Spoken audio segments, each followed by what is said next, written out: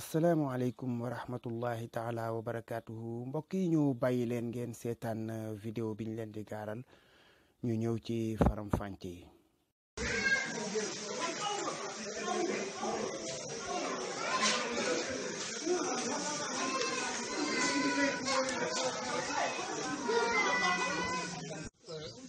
Après avoir constaté et après vous avoir écouté,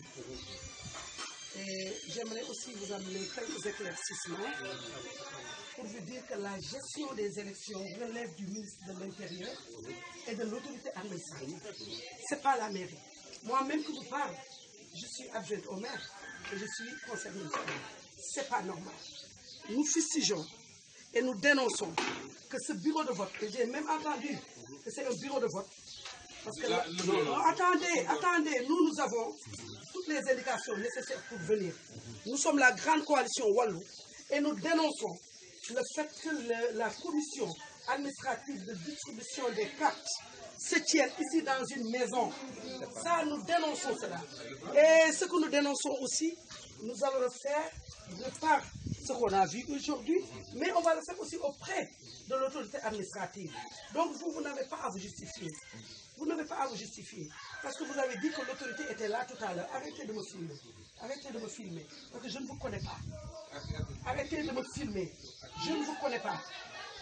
Arrête de me filmer. Arrêtez de me filmer. Parce que mbokk yi ñoo ko gisandoo loolu ngeen gis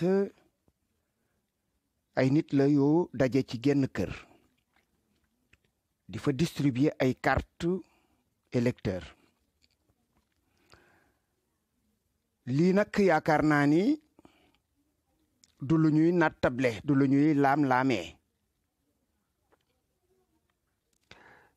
man de gëm naa ne Abdou Diouf ay carte ko fi jële woon gëm naa ne Ablaye Wade ay carte ko fi jële woon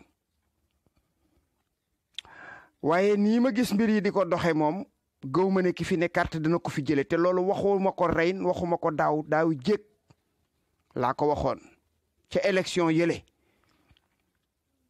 ma gis ngeen gis ma won leen ko ay nit ñu yor ñaari carte électeur yu bokkul lieu de vote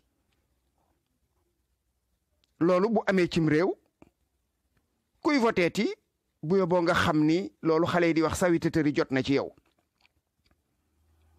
ñu seen ay xale yoo xam ne yii amuñu 15 ans di voter loolu it image yaa ngi ci internet bi ba tey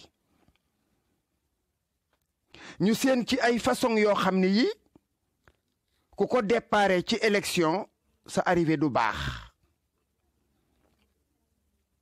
kii adjointe maire la conseiller municipal ñu jox ko information mu def yëfu citoyen di topp ba àgg ci bërëb ba xam ngeen ne ñii muy waxal